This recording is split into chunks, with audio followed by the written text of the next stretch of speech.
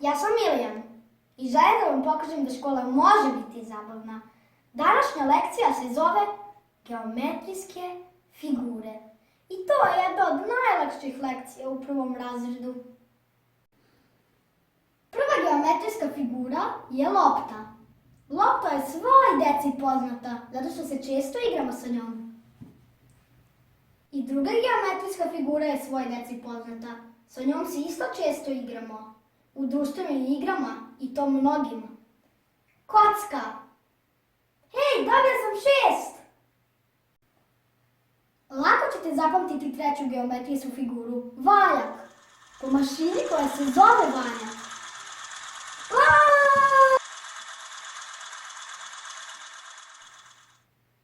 Četvrta geometrijska figura je kupa.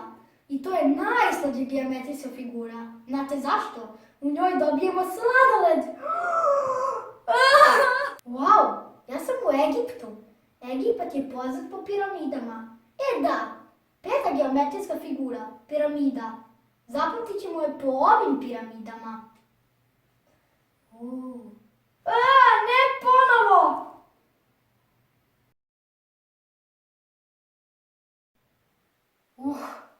Posle svih ovih avantura sam ponovo u gradu.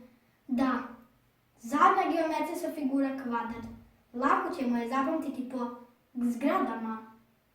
Većina zgrada je u obliku kvadra. Vidite?